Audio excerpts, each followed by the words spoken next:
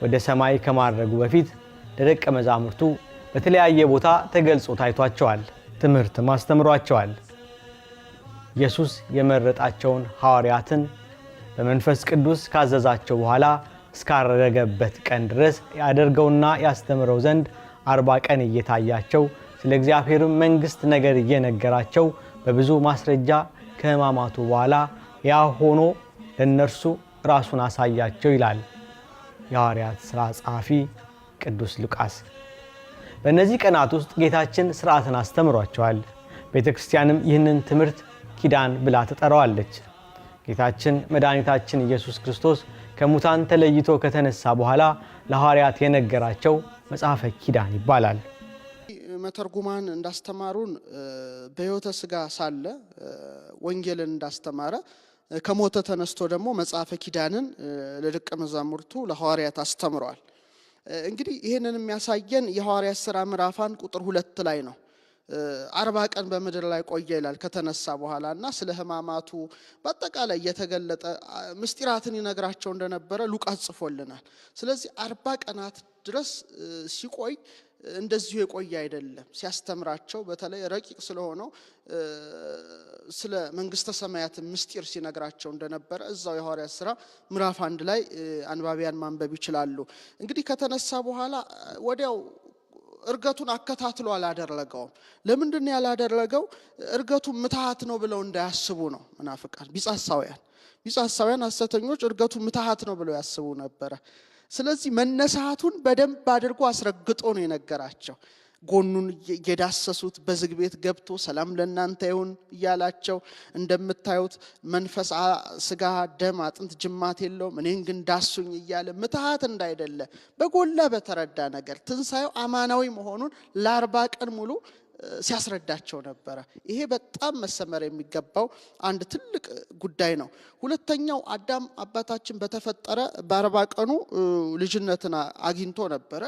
ያን ያገኘውን ልጅነት ደግሞ ምክረ ከይሲን በመስማት ያው አስወስዶ ከጸጋ ርቆ ነበረ እና የአዳምን ልጅነት እንደመለሰለት ለማጠየቅ ከተነሳ በኋላ 40 ቀን በምድር ላይ ከደቀ መዛሙርቱ ከሐዋርያት ጋራ ቆይቷል። እየተገለጸ ሲያስተምራቸው ቆይቶ አዳም ለምሳሌ ካገኘው ሀብት አንዱ ሀብተ ክህነት ነበር ይላሉ አባቶቻችን። በተመሳሳይ በ40 ቀኑ ከተሰጠው ጸጋ ከሰባቱ ሀብታቱ መካከል አንዱ የክህነት ሀብት ነበረ። በዚህም ቁርባን ያቀርብ ነበረ እንደምናውቀው። በተመሳሳይ መልኩ ልክ በ40ኛው ቀን በተነሳ በ40ኛው ቀን ለሐዋርያት ስልጣነ ክህነትን ሰጥቶ እፍ ብሎ መንፈስ ቅዱስን ተቀበሉ ብሎ በተለይ ወደ ቢታንያ ድረስ አውጥቶ በአንብሮተ እድ ባርኮ እጁን ጭኖ ባረካቸው ነው የሚለውና በአጠቃላይ ምስክር እንደሚሆኑ በሰማሪያ በቢታንያ ከነገራቸው በኋላ እርገቱን አድርጎታል። ስለዚህ 40 ቀን የምትለው ራሱ እንደ ቀላል ምናያት ሳይሆን ብዙ ምስጢር ያለባት ናት። ሌላውና ትልቁ ምስጢር እንደ ቅዱስ ያዕቆብ ዘስሩግ ትርጓሜ ከሆነ 40 ቀን የቆየበት ምክንያት ከጽንስ ጋር ያያይዘዋል። ሰው በተጸነሰ እንግዲህ ሰው ሲጸነስ ሰው ነው። ነገር ግን ፈሳሽ የሆነው ዘር ተዋህዶ ከእናት ደም ጋራ ረቂቅም ነፍስ አብራ ስላለች ጽንሱን የሕያውነት ስራ ታሰራዋለች። ከዛ በኋላ በ40 ቀኑ ተስዕሎተ መልክ ይፈጸምለታል። የረጋውንትን ቅርጽ አይን ጅማት ጠጉር ጥፍር ወደሚሆን ቅርጽ ይሄዳልና ጽንሱ ተስዕሎተ መልክ ይፈጸምለታል ይላል እና በ40 ቀኑ ጽንስ ተስዕሎተ መልኩ ተፈጽሞለት ሙሉ እንደሚሆን የእግዚአብሔርም ልጅ ሐዋርያቱን በእምነት ፍጹም አደረገ ይላል። እስከ 40 ቀን ድረስ ማለት ነው። በሳይንሱም ራሱ አንድ ጽንስ በተጸነሰ በ40ኛው ቀን አንጎሉ ኤሌክትሮኢንሴፋኖግራም በሚባል መሳሪያ ሊለካ ይችላል ይላል። እንግዲህ በ3 ሳምንቱ የልብ ትርታው መለካት ይጀምራል፣ መምታት ይጀምራል፣ በደንብ አድርጎ ይሰራል። አንጎሉ ደግሞ በ40ኛው ቀን ይሰራል። በተመሳሳይ መልኩ ተስዕሎተ መልክ እንደሚፈጸም ሐዋርያትን በእምነት ፍጹም አደረገ። በ40 ቀናት የዋጁን መንገድ ፍጹም አደረገ። እስትንፋስን ሳይሆን ይላል መንፈስ ቅዱስን በሐዋርያት ላይ እፍ አለባቸው። ስለዚህ 40 ቀናት ቆይቶ ሐዋርያትን በእምነት ጅማቶችና ወንጌልን በመልካም ዜና ብስራት ጅማቶች አጸና በማለት ይናገራል። ከዚህም በኋላ 40 ቀን ሙሉ ሲያስተምራቸው ሲያሰለጥናቸው ቆየ። ስለ ትንሣኤው አስረግጦ አስተምሮ አረጋገጠላቸው። እጁንም ዘርግቶ እንግዲህ በችንካር በተበሳ መዳፉ ባረካቸው ካለ በኋላ እጆቹንም በማኖር የተረገመችውን ምድር ደግሞ ዳግመኛ ባረካት በማለት ያስቀምጣል። ስለዚህ 40 ቀን በምድር ላይ ከትንሣኤው በኋላ ቆይቶ በ40ኛው ቀን የማድረጉ ነገር በዚህ መልኩም ይታያል ማለት ነው። መንፈስ ቅዱስ ያላደረበት ሰው ለስጋዊ ስልጣን አብዝቶ ይሻኮታል። መንፈስ ቅዱስ ያደረበት ሰው ግን ከስጋዊ ስልጣን ይልቅ መንፈሳዊውን ስልጣን ይወዳል። እና ከዚህ የተነሳ ሲመለከቱት ያ ምድራዊ ስልጣን እንደማይሳካ አይተውታል፣ እንደማይሆን። አንደኛ ክርስቶስ ጋራ ይውሉ ያድሩ የነበሩት ሲያስተምራቸው ከዋለ አብሯቸው አያድርም፣ ሌላ ቦታ ነው እና ይሄ ነገር በጣም አስግቷቸዋል። ስለዚህ ቅዱስ ጴጥሮስ ማታ ምን አለ? አንሳ ሐውር አስክራሳ፣ እኔ እንግዲህ እዚህ ምን አደርጋለሁ? አሳ ልይዝ እሄዳለሁ አለ። የዮሐንስ ወንጌል ምዕራፍ 21 ቁጥር 1 ጀምሮ ስትመለከት ሙሉውን ታገኘዋለህ። አሳ ልይዝ እሄዳለሁ እኔ አለ። እንግዲህ የሐዋርያት አለቃ እሱ ነው።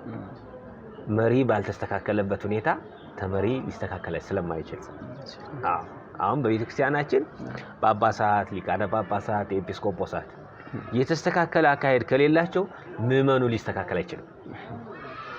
ያለ መሪ የሚሆን ነገር ምንም ነገር ስለሌለ ማለት ነው። ምንድነው የሀገሬው ሕዝብም ይናገራል እኮ ተመልከት ዓላማህን ተከተል አለቃህን ነው የሚለው። እና ቅዱስ ጴጥሮስ እንዲህ ሲል ቅዱሳን ሐዋርያት ሌሎቹ ታዲያኛ ምን አለን አብረን ነው ምን ሄዳሉ። ተነሱ ሄዱ። ከ3 ዓመት በፊት ጥለዋት የነበረችውን መርከባቸውን አነሱ።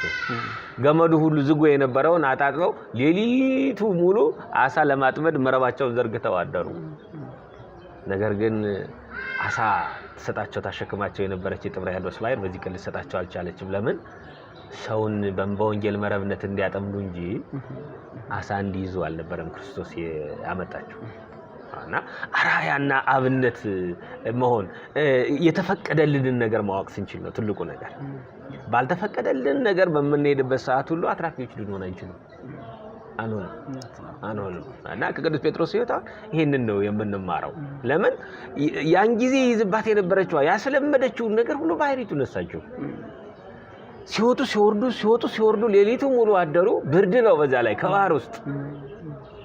ከዛ በኋላ ወደ ጠዋቱ እንግዲህማ ምን እናደርጋለን ተመልሰን እንሂድ እንጂ ብለው ሲወጡ ጌታችን መድኃኒታችን ኢየሱስ ክርስቶስ ከባህሩ ዳር ከወደቡ ቆሞ ነበረ። ማን እንደሆነ ግን ሊያውቁት አልቻሉም። ምን ሆናችሁ ነው ሲላቸው እንደው ሌሊቱ ሙሉ እንደከማደርነ ግን አሳ ልናገኝ አልቻለም። እስቲ በቀኝ በኩል ጣሉት መረባችሁን አላቸው። አይ እንዲያው መምህራችን አስተምሮናል ትህትናንና ለሱ ስንል እንጥላለን እንጂ አሳ እንኳን የምናገኝ አይመስለንም ብለው ለመታዘዝ ያክል ጣሉ ማለት ነው። ለምን? መምህረ ትህትና ክርስቶስ ትህትናን አስተምሯቸው ስለነበረ። አሁን የሐዋርያት ሕይወት በዚህ ሰዓት ወጣ ገባ ነው። አንደኛ የክርስቶስን ትምህርት አልለቀቁም። ለምን? በትህትና እየተከበሩት ነው። ሁለተኛ ደግሞ የታዘዙትን ትእዛዝ ደግሞ ሙሉ በሙሉ እየፈጸሙ አይደለም። አሳ እንዲይዙ ሳይሆን ሰውን እንዲይዙ በወንጌል መረብነት ነበር የታዘዙት። ይሄ ማለት ምንድነው? መንፈስ ቅዱስ ወርዶ ክርስቶስ አድርጎ መንፈስ ቅዱስን ልኮ ፍጹማን እስከሚሆኑበት ሰዓት ድረስ እንደዚህ ወጣ ገባ ያለ አካሄድ ስለነበር ማለት ነው። እና ከዛ በኋላ ሲጥሉት 153 ትልልቅ አሳዎች ተገኙላቸው። ያንን ሳቡ ተባሉ። ይዘው እየሳቡ አወጡት። እንዘ መጠነ ብዙ የተሰጠ መስከርቱ ይላል። ብዛቱ ይሄን ያክል ሲሆን ያ መረባቸው እንኳን አልተቀደደባቸው። መረቡ ያን ሊይዘው አልቻለም ነበር። ለምን? እግዚአብሔር ስለፈቀደ ማለት ነው። 150 የ150 ሊቃውንት ነው። 3ቱ የሥላሴ ነው ምሳሌነቱ ማለት ነው። ከዛ በኋላ ሲወጡ ዛስተዳለው ወመላእክቱ ላይካን ይላል። ቅዱሳን መላእክት ከወደቡ አሳ አዘጋጅተው ጠብሰው እሳቱን አንድደው ነበር ለበረደ ሰው አስቀምጠው የነበረ በክርስቶስ ታዘው ስለነበረ ሁሉም ተሰባሰቡ አንድነት። ከዛ በኋላ ያው እነሱም ከያዙት ቅዱሳን ሐዋርያትም ካመጡት መላእክትም ካዘጋጀላቸው ከሁለቱም ቀምሶ በልቶ አብልቷቸው ደስ ያሰኝቷቸዋል። ስለዚህ እነዚህ 3ቱ ቀናት አብልቷቸው ብቻ ሳይሆን ጉባኤም ሰርቶ አስተምሯቸው የሚገባቸውን ነገር ሁሉ የነገረበት ስለሆነ በእነዚህ ቀናት ነው። ስለዚህ 40ውን ቀን መጽሐፈ ኪዳን ሲያስተምራቸው ነው የቆየው መድኃኒታችን ኢየሱስ ክርስቶስ ለቅዱሳን ሐዋርያት ከትንሣኤው በኋላ።